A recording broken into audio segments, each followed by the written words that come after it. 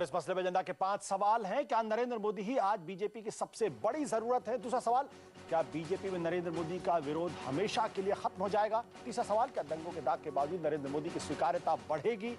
चौथा सवाल, क्या मोदी के कमान संभालने के बाद एनडीए का समीकरण भी बदलेगा? और आखिरी सवाल, जेडीयू जैसे दल मोदी के नेतृत्व संभालने के बाद एनडीए में रहेंगे या जाएंगे? कुछ ऐसे सवाल जिस पर चर्चा करेंगे।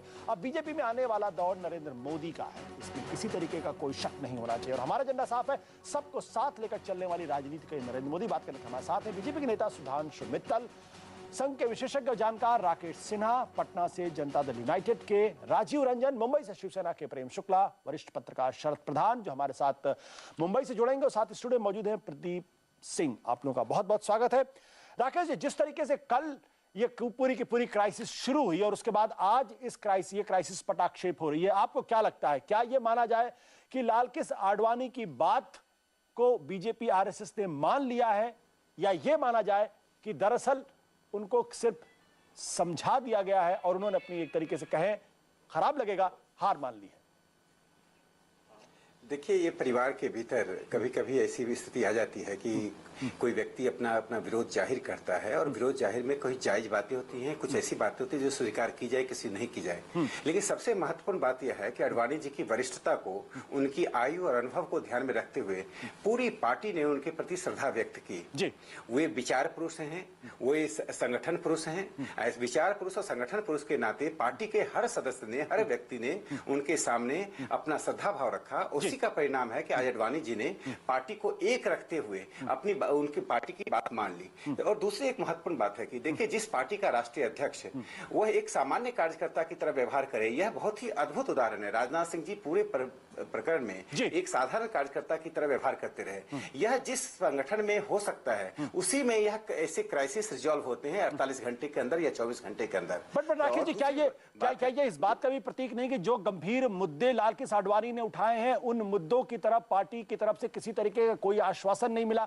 उनकी दरअसल इस बात को लेकर चिंता थी और असली मुद्दा यह था कि भाई, आप पर्सनलाइज एजेंडा बढ़ाने वाले लोगों को आगे बढ़ा रहे, ऐसे पार्टी कैसे आगे? क्या इस बारे में किसी तरीके का कोई आश्वासन नहीं मिला? यानी आप आडवाणी को प्रतीक पुरुष भी मानते हैं, गार्डियन भी मानते हैं, लेकिन उनकी बात नहीं मानते। देखिए, एक बात है, जो मुद्दे उन्होंने उठाए वे सनातन मुद्दे हैं कि वो किसी भी संगठन के लिए, भारतीय जनता पार्टी के लिए नहीं, कम्युनिस्ट पार्टी के लिए भी, कांग्रेस पार्टी के लिए, समाजवादी पार्टी के लिए भी लागू होता है कि मूल्य अधिष्ठित राजनीति हो। संघ उसी की बात करता है। लेकिन ये सब्जेक्टिव मुद्दे हैं जिसको लॉन्ग टर्म में पार्टी एड्रेस करेगी, करती रही है, और मुझे लगता है पार्टी करेगी। यही तो पार्टी ने विचार किया आडवाणी जी के साथ। हम जिन मुद्दों को आपने उठाया वो मूल्य अधिष्ठित राजनीति की बात है, सामूहिक नेतृत्व की बात है। मुझे लगता है ये Bharatiya Janata party cadre based विचार प्रधान पार्टी है, जो सामूहिक नेतृत्व में ही जी सकती है, मर सकती है। यह स्विम टुगेदर, सिंक टुगेदर, ये भारतीय जनता पार्टी का एक अधिष्ठान रहा है। अब मुझे लगता है भारतीय जनता पार्टी इस अधिष्ठान से थोड़ा इधर उधर हो सकती है, लेकिन पुनः अपनी जगह पर लौट आती है। आपको लगता है सामूहिक नेतृत्व की बात? सुधांशु मित्तल जी, भले ही आप लोग सामूहिक नेतृत्व की बात करें, लेकिन लालकृष्ण आडवाणी साफ तौर पर कह रहे हैं कि पार्टी के बहुत सा मोस्ट ऑफ द लीडर्स, उनका कंसर्न अपना पर्सनलाइज एजेंडे को आगे बढ़ाना है। क्या बीजेपी ने आडवाणी जी को यह आश्वासन दिया है कि पर्सनलाइज एजेंडा बढ़ाने वाले नेताओं के बारे में सोचा जाएगा? अगर आपने राजनाथ जी का आज का बयान गौर से सुना हो तो उन्होंने कहा है कि मैंने खुद ने आश्वस्त किया है कि जिन जिन विषय के बारे में आडवाणी जी के मन में चिंतन था, उन सारे विषयों के ऊपर मैं गंभीरता से उनके साथ वार्तालाप करूंगा और उसके समाधान निकालूंगा और उपयुक्त फोरम पे उनकी चर्चा होगी। तो भाजपा के अंदर, क्योंकि हम लोग एक परिवार के रूप में पार्टी को देखते हैं, हम कोई इसको सिर्फ एक संस्था के रूप में नहीं देखते, हम एक परिवार के रूप में देखते हैं। और इसलिए परिवार में रूठना मनाना ये चलता रहता है। कुछ संवेदनशीलताएं होती है, कुछ दुख होता है, कुछ दर्द होता है, कभी ज्यादा हो जाता है, कभी कम होता है। सबसे बड़ी बात क्या है कि किस भावना से और किस संभावना से हम लोगों ने इस चीज को देखा। सद्भावना कितनी थी। जैसे ही उन्होंने अपना इस्तीफा दिया, सारी पार्टी ने एकजुट होकर, सुधांशु जी, शीर्ष नेतृत्व ने एकजुट होकर कहा। सुधांशु जी, आप अच्छी बातें कर रहे हैं, लेकिन सवाल आपने कहा कि उनकी बातों को गंभीरता से लेने की बात राजनाथ जी ने की, यानी पार्टी इस बात को मानती है कि पर्सनलाइज एजेंडे को बढ़ाने वाले लोग आगे आ रहे हैं पार्टी के अंदर, जिनको देश की चिंता नहीं है, जिसको समाज की चिंता नहीं। अब आप शब्दों के जाल में हमें फंसाने की कहीं कोशिश करें तो आडवाणी जी खुद कह रहे हैं, मैंने कुछ नहीं कहा, इसमें एक लाइन मेरी अपनी नहीं है। सुनिए, इतनी राजनीति हम सबने बड़ी अच्छी करी हुई है कि इन शब्दों के जाल में नहीं फंसने वाली। सिंपल सी बात है जी। उन्होंने कहा कि आपने जो भी विषय उठाए हैं उनके विषय में मैं आपसे खुद मिलके इन पे विस्तृत चर्चा करूंगा और उनके जो समाधान निकाले वो निकालूंगा।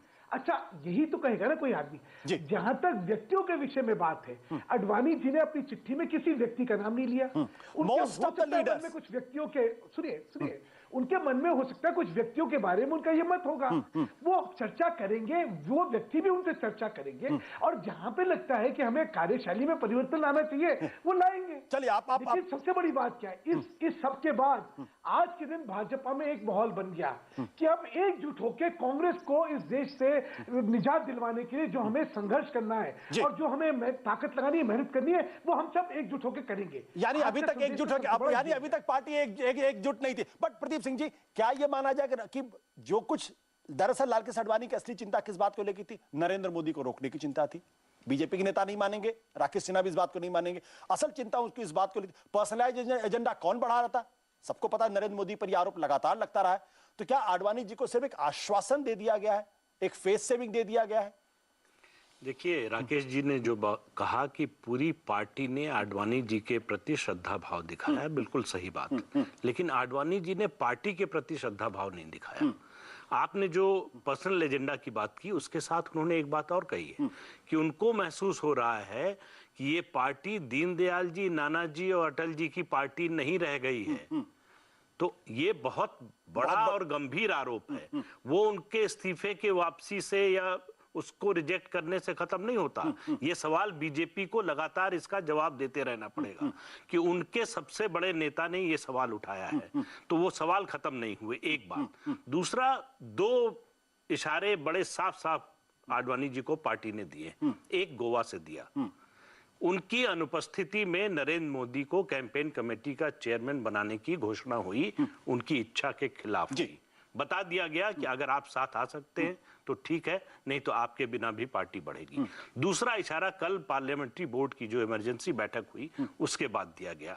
उस रेजोल्यूशन को ध्यान से पढ़िए, तो उसमें कहा गया है कि आप हमारे श्रद्धेय हैं, बड़े हैं, पहले भी मार्गदर्शन किया, अब भी हमें जरूरत है, आपका इस्तीफा हम मंजूर नहीं करेंगे। लेकिन एक शब्द भी नहीं है कि जो आपने मुद्दे उठाए उनको हम गंभीर मानते हैं, उन पर सोचेंगे, उस पर कुछ करेंगे। इसका मतलब है पार्टी ने उसको रिजेक्ट कर दिया। तीसरी चीज, लगातार 3 दिन से आडवाणी जी के कैंप से ये खबरें आ रही हैं कि वो संघ के इंटरफेरेंस से बड़े नाराज हैं, बहुत दुखी हैं कि डे टू डे एक्टिविटी में संघ क्यों इंटरफेयर कर रहा है। आज राजनाथ सिंह जी ने जो बोला उसमें एक वाक्य आप ध्यान दीजिए कि मोहन भागवत जी के फोन करने के बाद उन्होंने कहा कि पार्टी की बात मानेंगे। तो संघ के अगर इंटरफेरेंस से नाराज हैं और संघ प्रमुख के फोन से वो मान जाते हैं और पार्टी के बारे में जो सारे मुद्दे उठाते हैं खत्म हो जाते हैं, तो ये तो फिर। सुधांशु जी, आपको जोड़ना चाह रहे, कुछ इंटरवीन करना चाहते हैं इस पूरे मसले पे? अरे भाई प्रदीप जी, आप तय कर लीजिए। जो अडवाणी जी ने करा, आप एक तरफ तो ये कह रहे हैं कि साहब उनकी बेइज्जती हो गई, दूसरी तरफ कह रहे हैं पार्टी चुक गई। पहले तय कर दीजिए किस तरफ से। अब आप संघ वाली बात ले लीजिए। आपने कहा पार्टी ने एक सिरे से उनका खारिज कर दिया, उनके इल्जाम को, क्योंकि उन्होंने ये जो पहला जो बयान पार्लियामेंट्री बोर्ड का था उसमें उसके बारे में कुछ नहीं कहा। आप आज का बयान नहीं देख रहे अडवाणी राजनाथ जी का, जिस बयान में उन्होंने खास तौर से कहा कि मैंने खुद ने इनसे कहा है कि जो आपके सारे मुद्दे हैं उन पे मैं व्यक्तिगत तौर से जिम्मेदारी लेता हूं चर्चा करने की और उनका समाधान निकालने की। तो ये क्या करा? दूसरा, आप कह रहे संघ से नाराज थे और संघ प्रमुख ने फोन करा तो मान गए। तो भैया तय कर लीजिए, संघ से नाराज थे या खुश थे? चलिए, जब आप कह रहे तय कर लीजिए, हम जरा आपके सहयोगी दल है शिवसेना और साथ ही साथ जेडीयू, उनसे उन्हीं से पूछ लेते हैं। भाई राजीव रंजन जी, सवाल इस बात को लेके ये है कि भाई अब लालकृष्ण आडवाणी का दौर खत्म हो चुका है। सुधांशु जी नहीं मानेंगे, ना राकेश जी इसको मानेंगे। क्या आपको लगता है कि अब जब लालकृष्ण आडवाणी का नेतृत्व नहीं होगा, ऐसे में आप जैसे सहयोगी दल की भूमिका क्या होगी एनडीए के अंदर? देखिए, निश्चित तौर पर यह चिंता का विषय है जी, और कहीं ना कहीं ऐसे पूर्वानुमान हमारे रहे होंगे, तब हमारे राष्ट्रीय परिषद के राजनीतिक प्रस्ताव के जरिए हमारी पार्टी ने अपने जो कंसर्न्स थे, जो हमारी प्रायोरिटीज है, जो कुछ भी हम चाहते थे, वो हमने भारतीय जनता पार्टी के राष्ट्रीय नेतृत्व को अवगत करा दिया। जी। जिस तरह से 31 दिसंबर तक की एक डेडलाइन हम लोगों ने दी थी और उसके बाद जो राष्ट्रीय कार्य समिति की बैठक में भारतीय जनता पार्टी के फैसले हैं और जो नेताओं के बॉडी लैंग्वेज थे और जो घटनाएं घटी हैं या हाल के दिनों में भारतीय जनता पार्टी के नेताओं के जो बयान है, बिहार आए नेताओं के बयान या दिल्ली से कई नेताओं के बयान या पैनल डिबेट में जो उनके जो बयान आए हैं, कई सर्वेक्षणों के आधार पर जो उनके अलग अलग तरह के निष्कर्ष हैं, तो कहीं ना कहीं पार्टी के लिए चिंता का विषय है और इसीलिए हमने कहा है कि ये आपका आंतरिक विषय केवल नहीं है, इसका रिश्ता हमारे गठबंधन के भविष्य से जुड़ा है। जी। हम जल्द एक बैठक, जिसका संकेत नीतीश कुमार जी ने दिया है, जल्द एक बैठक करेंगे। किसी फैसले के लिए नेशनल काउंसिल ने शरद यादव जी को और नीतीश कुमार जी को राष्ट्रीय परिषद की बैठक में ही अधिकृत कर दिया। यानी राजू जी, आपके कहने का मतलब यह है कि जेडीयू जो है वो बीजेपी से अपने रिश्तों को नए परिप्रेक्ष्य, नए संदर्भों में पुनर्परिभाषित करेगी और आगे का कदम उठाएगी। प्रेम शुक्ला जी, क्या शिवसेना भी ऐसा कुछ करना चाहती है या उसकी सेहत पर कोई फर्क नहीं पड़ता कि एनडीए की कमान किसके हाथ में है, बीजेपी की कमान किसके हाथ में, चाहे नरेंद्र मोदी हो या फिर कोई और नेता हो या लालकृष्ण आडवाणी? क्या लालकृष्ण आडवाणी की अनुपस्थिति से कोई फर्क पड़ेगा या शिवसेना पुराने रास्ते पर चलेगी? भारतीय जनता पार्टी के शीर्ष नेता लालकृष्ण आडवाणी जी की इस्तीफे पर शिवसेना के पक्ष प्रमुख आदरणीय उद्धव जी का कल जो बयान है बहुत सुस्पष्ट है। उन्होंने कहा कि भारतीय जनता पार्टी और राष्ट्रीय जनतांत्रिक गठबंधन, इसकी संकल्पना ही हम आदरणीय अटल जी और आडवाणी जी के बिना कर ही नहीं सकते।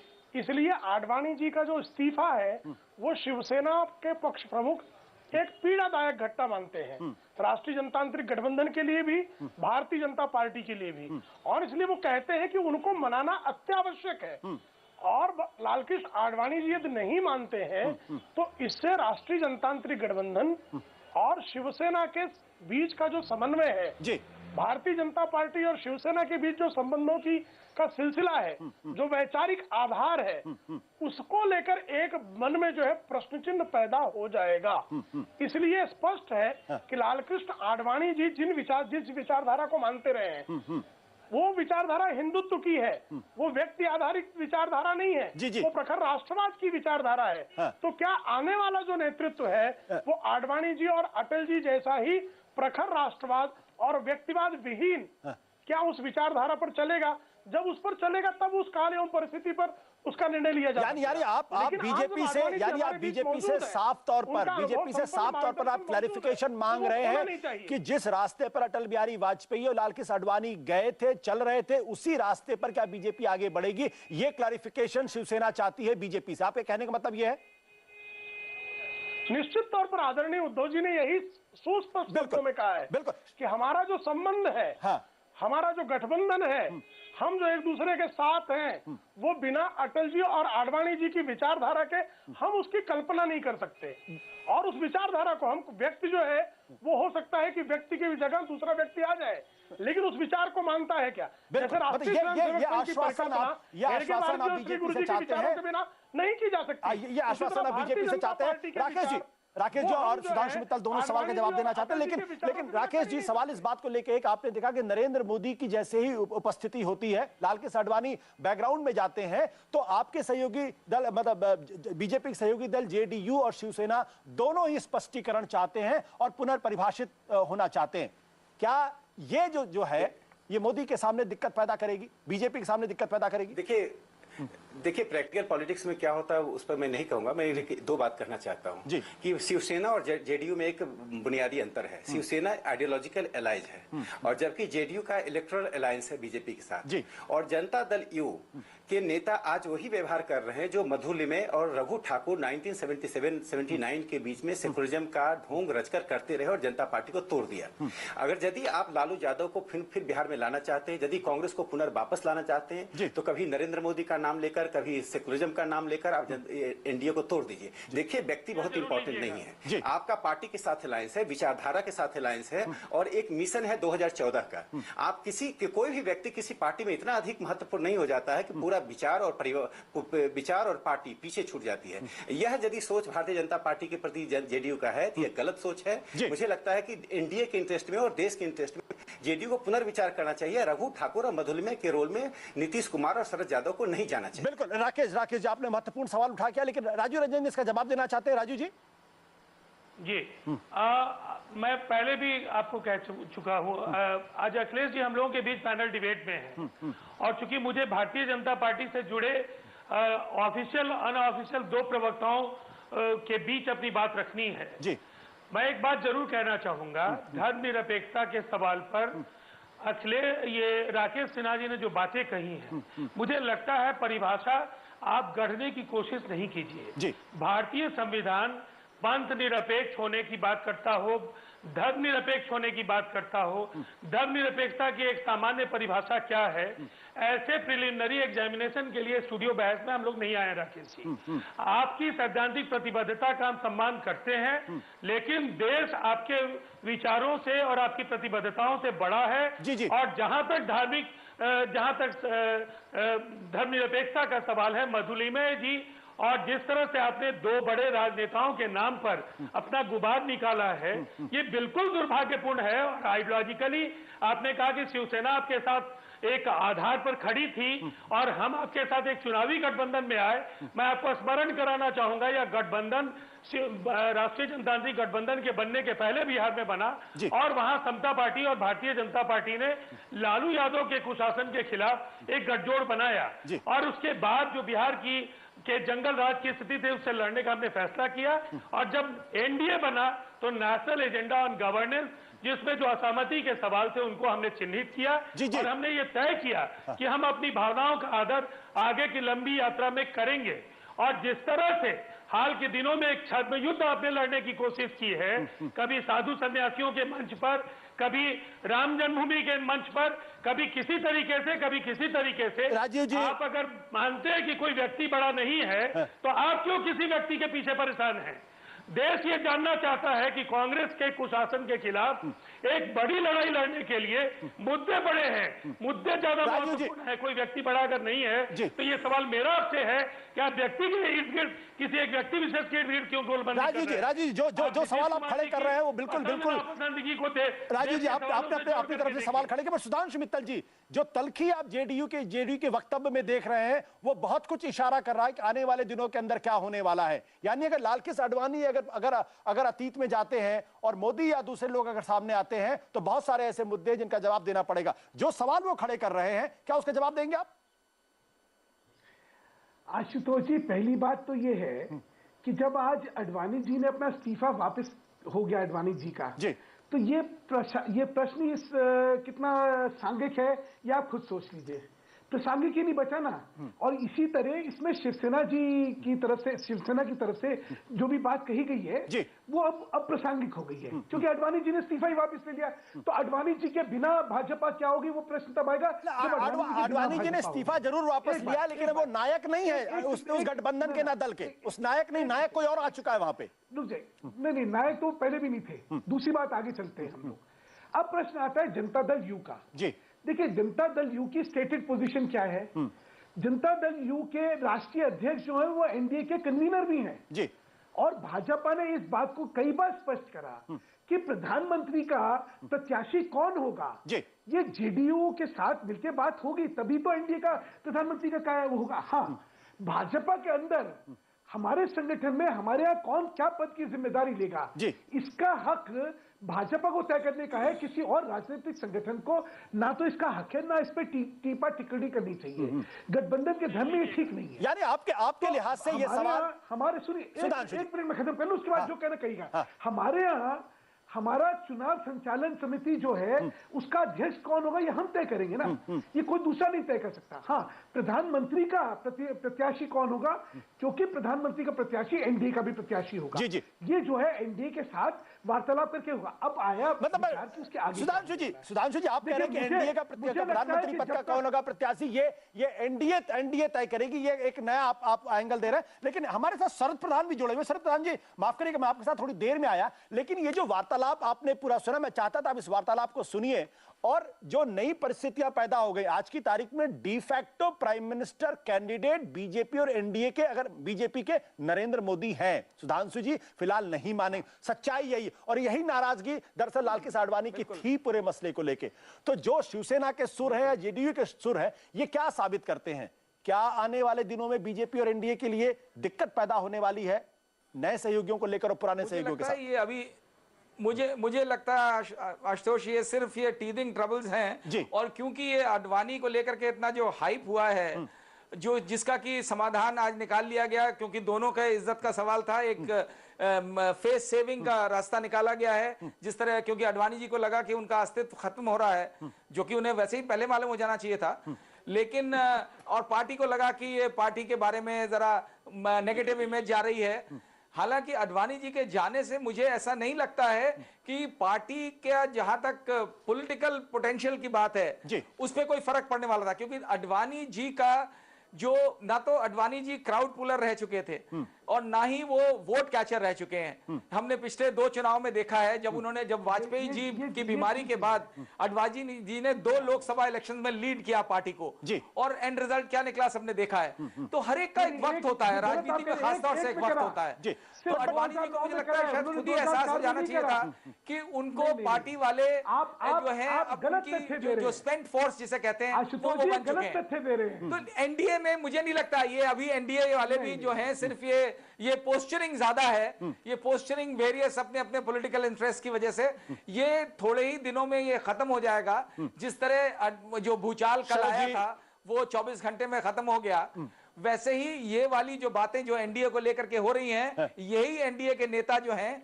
इसको स्वयं दफना देंगे इन बातों को। सर जी आप बड़ी दिलचस्प बात कह रहे हैं। आपके कहने के मुताबिक जो है कि ये टीथिंग ट्रबल है, कुछ समय तक चलेगा, और उसके बाद में इशारा इस तरफ भी कर रहे हैं कि यही एनडीए के नेता जो है वो एक तरीके से एक्सेप्ट कर लेंगे। बट क्या जनता दल यूनाइटेड एक्सेप्ट करेगा? क्या दूसरे नए सहयोगी आएंगे? और क्या नरेंद्र मोदी को अपनी स्टाइल ऑफ फंक्शनिंग को बदलने की जरूरत है? इस पर चर्चा करेंगे छोटे से ब्रेक के बाद।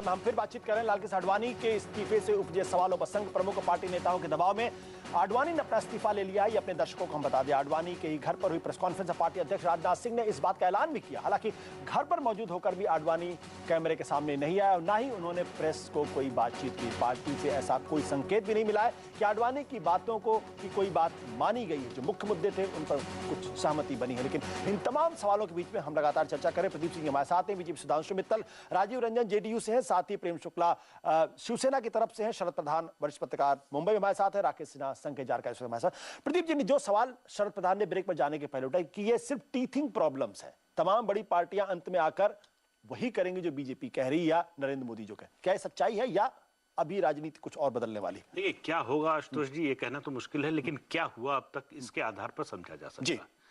160 सीट लेकर अटल बिहारी वाजपेयी कम्युनल थे 1996 में जी। 180 के ऊपर सीट गई और वो सेकुलर हो गए। 98, 99, 2004 में फिर 137 सीट हो गई, फिर वो कम्युनल हो गए। जो लोग साथ आए थे सब छोड़कर चले गए। तो मुद्दा सिर्फ इतना है कि क्या आपके पास शेयर करने के लिए पावर है तो हम साथ हैं, नहीं है तो हम सेकुलर हैं, हम जातिवादी नहीं हैं, हम सांप्रदायिक नहीं हैं। यही जनता दल यूनाइटेड 2002 फरवरी में दंगा हुआ, मई 2004 तक उसी सरकार में शामिल रहा, उसको कोई एतराज नहीं था। तो और बाकी चंद्रबाबू नायडू को गिन लीजिए, आप ममता बनर्जी को गिन लीजिए, फारूक अब्दुल्ला को गिन लीजिए, नवीन पटनायक को गिन लीजिए, ये सब लोग तो। बट इनका कहना है कि अटल बिहारी वाजपेयी, लालकृष्ण आडवाणी उस वक्त एनडीए के नेता थे, तो और आज पार्टी ने ये संदेश दे दिया है कि लाल कृष्ण आडवाणी उसका सुनहरा अतीत थे, न वो वर्तमान है न भविष्य है। अगर शिवसेना बीजेपी वहीं खड़ी हुई है तो उसका नतीजा उनको देखिए, जेडीयू तो बिल्कुल स्पष्ट है, उन्होंने एकदम साफ कर दिया है कि नरेंद्र मोदी अगर आपका चेहरा है चुनाव का तो हम आपके साथ नहीं हैं। वो केवल औपचारिकता है उस गठबंधन से बाहर जाने की। शिवसेना अभी दुविधा में फंसी हुई है। अभी आडवाणी जी की पार्टी जिसको छोड़कर आगे निकल गई, शिवसेना अभी आडवाणी जी को पकड़े हुए है। आज नरेंद्र मोदी चेहरा है बीजेपी का, वो प्रधानमंत्री पद के उम्मीदवार बनेंगे, प्रधानमंत्री बनेंगे नहीं बनेंगे ये मैं नहीं जानता, लेकिन आज बीजेपी में सबसे बड़ा नेता उन्हीं से डील करना पड़ेगा, उन्हीं से डील करना पड़ेगा। क्या राजीव रंजन जी, अब किस बात का इंतजार आप कर रहे हैं? जब डी फैक्टो अनाउंसमेंट हो गया, किस बात का इंतजार है? और क्या जो बात शरद प्रधान जी कह रहे हैं कि ऐसा तो नहीं आज आप पोस्टरिंग कर रहे हो और कुछ समय के बाद आपकी राय बदल जाए और आप नरेंद्र मोदी को एक्सेप्ट कर लें? देखिए, शरद प्रधान जी देश के वरिष्ठ पत्रकार हैं, प्रदीप सिंह जी भी वरिष्ठ पत्रकार हैं जी, लेकिन इनके विश्लेषण से असहमत होने का लोकतांत्रिक अधिकार मुझे है जी। प्रदीप सिंह जी ने अटल बिहारी वाजपेयी जी को कम्युनल कहा, फिर सीटों के बढ़ने के आधार पर उनको सेक्युलर बताया जी। देश जानता है, दुनिया जानती है, एक मॉडरेट चेहरे के तौर पर अटल बिहारी वाजपेयी जी को देश जानता था और उनकी यही पहचान और उनकी इसी खासियत ने एक प्रीपोल जो बेस था उसको एक्सपैंड कराया, 24 दलों का गठबंधन बनाया, कांग्रेस के खात्मे के लिए एक अवसर बन पाया देश में। आज वो आधार सिमट करके 4 दलों पर आ गया है। और जहां तक शरद प्रधान जी ने कहा कि हम बातें करते हैं, हमने बहुत ही टफ स्टैंड लिया है जी। और धर्मनिरपेक्षता के सवाल पर राकेश सिन्हा जी के सूडो सेक्युलरिज्म की बात वो जाने, हम धर्मनिरपेक्षता को जिस संदर्भ में जानते हैं उससे 1 इंच हम बाएं से दाएं नहीं होंगे। शरद प्रधान जी, देश बड़ा है, यानी सीटें बढ़ेंगी घटेंगी, उससे ज्यादा अहम है इस देश की जो एक यानी अगर नरेंद्र मोदी को बीजेपी आगे बढ़ाएगी, राजीव जी इंपॉर्टेंट है, राजीव जी छोटा सवाल, यानी अगर नरेंद्र मोदी को बीजेपी आगे बढ़ाएगी तो जेडीयू बीजेपी के साथ नहीं रहेगा? आप इसका अर्थ बिल्कुल निश्चित तौर पर ऐसा लगा सकते हैं, लेकिन स्पष्ट आपको बहुत कुछ सामने दिख रहा है। जो कुछ भी हमारी बैठक में फैसले लिए जाएंगे, इनकी आज के हाल के दिनों की जो भी घटनाएं हैं, जो कार्यवाहियां हैं, जो फैसले हैं, उन सबको हम उनकी समीक्षा कर रहे हैं और जल्द आपको फैसला करेंगे। प्रेम शुक्ला जी छोटा सा स्पष्टीकरण दे दें हम कि राजीव रंजन जी जो कह रहे हैं, मैं अटल बिहारी वाजपेयी को कम्युनल नहीं कह रहा हूं। जो धर्मनिरपेक्ष दल आज ये सवाल उठा रहे हैं, मैं उनकी बात कर रहा हूं कि 1996 में उनके साथ कोई नहीं आया जो 1998 में आए। बिल्कुल कहा, मैंने उसी धारणा को बदला है। सर प्रेम शुक्ला जी क्या बीजेपी की क्या जो शिवसेना किसी दुविधा के अंदर है? भाई जब स्पष्ट हो गया नरेंद्र मोदी सामने आ रहे हैं, इसमें कहीं कोई कंफ्यूजन नहीं है, ना जनता के दिमाग में ना पार्टी के अंदर है, तो अब किस बात का इंतजार आप लोग कर रहे हैं? क्या क्लैरिफिकेशन सीख कर रहे हैं आप? नहीं, शिवसेना को कोई दुविधा नहीं है, इसलिए नरेंद्र मोदी जी का भी अभिनंदन तत्काल शिवसेना की तरफ से किया गया था। शिवसेना का सिर्फ इतना कहना है कि आप हिंदुत्व के मुद्दे पर जिस व्यक्ति ने आपको 2 से लेकर 182 सीटों का सफर दिखाया है, उसके मार्गदर्शन को आप सम्मान पूर्वक स्वीकार करें। और अगर वो किसी कारण से नाराज है तो ये पीड़ादायक स्थिति है राजग के लिए भी, ये बीजेपी का अंदरूनी मामला है, ये बीजेपी का अंदरूनी मामला है। हम भारतीय जनता पार्टी के 1996 वाले साथी नहीं है जी, 1996 वाले साथी नहीं है, 1984 और शिवसेना ने पहले हिंदुत्व को लिया है, बट भारतीय जनता पार्टी ने पालमपुर में 1989 प्रेम शुक्ला जी सुधांशु जी ये कह रहे हैं पूरी तरह से अटल जी आडवाणी जी के नेतृत्व वाले प्रखर राष्ट्रवाद का, भारतीय चिंतन का, उसके आधार पर है। इसलिए आडवाणी जी की राय को महत्व मिलना चाहिए, आडवाणी जी के नेतृत्व को माना जाना चाहिए। प्रेम शुक्ला जी सुधांशु मित्तल ये कह रहे हैं कि भाई लालकृष्ण आडवाणी ने अपना इस्तीफा वापस ले लिया, इसलिए वो चैप्टर तो खत्म हो गया। क्या अभी भी शिवसेना के दिमाग में कोई हमारी तरफ से भी खत्म है, खत्म हो गया? कह रहे थे खत्म होना चाहिए। यानी नरेंद्र मोदी आते तो भी कोई दिक्कत नहीं आपको? नरेंद्र मोदी आते तो भी कोई दिक्कत नहीं? नरेंद्र मोदी का तो अभिनंदन किया, आपने अभिनंदन किया। भारतीय जनता पार्टी के किसी नेता को शिवसेना अस्पृश्य नहीं मानती, बिल्कुल। और नरेंद्र मोदी को जब भारतीय जनता पार्टी में विरोध था तब भी शिवसेना उनके साथ खड़ी थी। बिल्कुल। सुधांशु मित्तल जी, ये जो सवाल है, कुछ सवाल सिर्फ विचारधारा को लेकर नहीं, मैं आपके पास आ रहा हूं, कुछ सवाल इस बात को लेकर भी है कि भाई नरेंद्र मोदी की जो स्टाइल ऑफ फंक्शनिंग है उससे लोगों को तकलीफ है, उसी की तकलीफ को लेकर लालकृष्ण आडवाणी ने अपनी चिंता जाहिर की है पार्टी के अंदर को लेकर। क्या उसमें कुछ बदलाव की जरूरत नजर आती है? आशुतोष जी, पहले तो शिवसेना का मैं बतला दूं जी। देखिए, हमारे सबसे पुराने अगर गठबंधन के कोई सहयोगी हैं और साथी हैं वो शिवसेना है। हमारा और उनका जो गठबंधन है वो इतना सुदृढ़ और इतना मजबूत गठबंधन है कि उसमें कोई दिक्कत कभी आएगी मुझे तो इसकी मैं कल्पना ही नहीं कर सकता। तो उसकी बात ही छोड़ देते हैं। जहां तक आडवाणी जी का है विषय, उन्होंने अपने पत्र में या कहीं भी किसी अभिव्यक्ति में नरेंद्र मोदी जी के बारे में कुछ नहीं कहा है। जब तक वो कुछ कहते नहीं है तब तक उनका नाम लेके ये बातें करना कि स्टाइल ऑफ फंक्शनिंग चेंज करना है, ये सही नहीं है। वो चैप्टर तो मैं सिर्फ हाँ वो खत्म हो गया। मैं सिर्फ एक चीज कहना चाहता हूँ। देखिए, मैं गठबंधन सहयोगी अपने जनता दल से भी एक अपील करना चाहता हूँ। आपकी भावनाओं का हम आदर करते हैं, सम्मान करते हैं, हमें सब भावना से अवगत है जी। मेरा कहना है कि चीजें जब तक हो ना जाए उससे पहले हम चीजों के बारे में प्रिएम्प्टिव करके हम लोग अलग अलग बयानबाजी मतलब आपके कहने का मतलब ये जब तक उद्घोष ना हो जाए तब तक जेडीयू जल्दबाजी में कोई फैसला ना करे। देखिए, प्रश्न मैं खुद चाहता हूं कि स्टूडियो बहस में ये बातें नहीं आए। बिल्कुल। लेकिन मैं आपसे एक बात, बिल्कुल आशुतोष जी, मैं एक बात जरूर कहना चाहूंगा।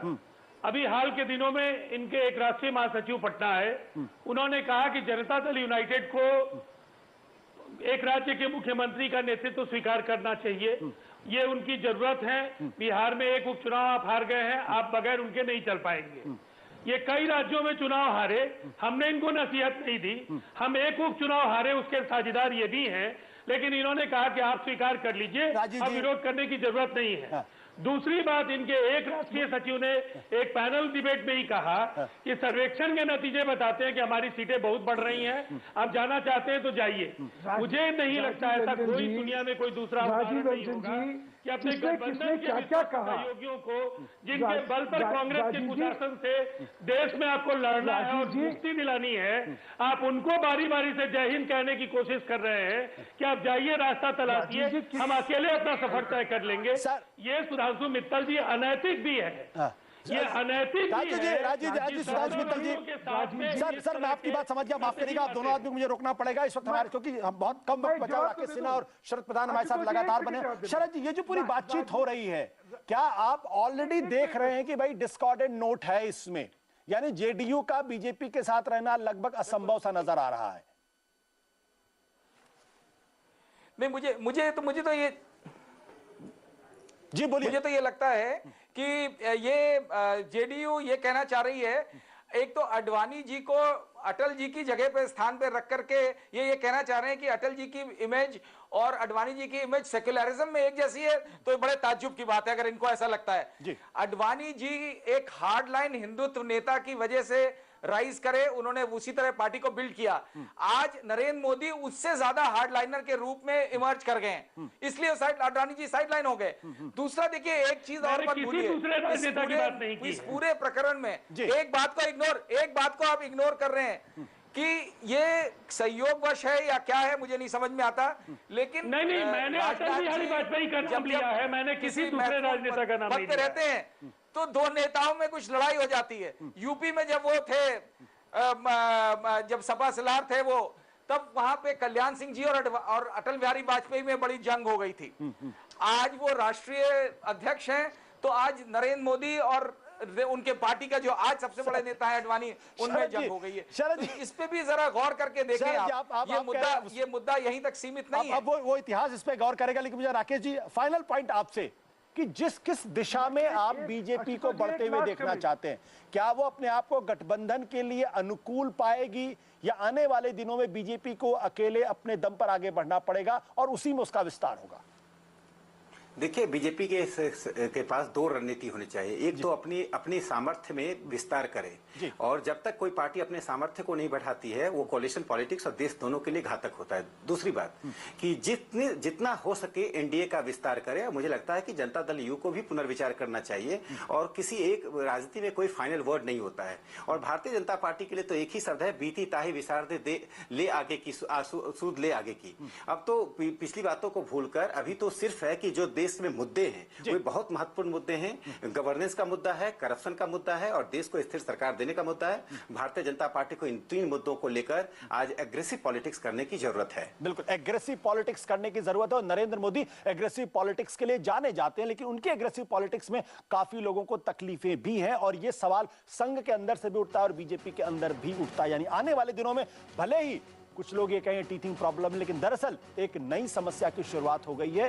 जैसा प्रदीप जी कह रहे हैं, अगर शक्ति उसका केंद्र है, अगर ताकत आपके पास है, अगर आप 180 से 200 तक सीटें ले आते हैं, तो शायद ये समस्या उतनी बड़ी ना बढ़े। लेकिन ये इतिहास बताएगा किस दिशा में चीजें जाएंगी। IVNkhod.com पर हमने एजेंडा के दर्शकों सवाल पूछा था, क्या बीजेपी के भीतर नरेंद्र मोदी का विरोध हमेशा के लिए खत्म हो गया? जवाब क्या है हमारे दर्शकों का, आपको बताएंगे छोटे से ब्रेक के बाद।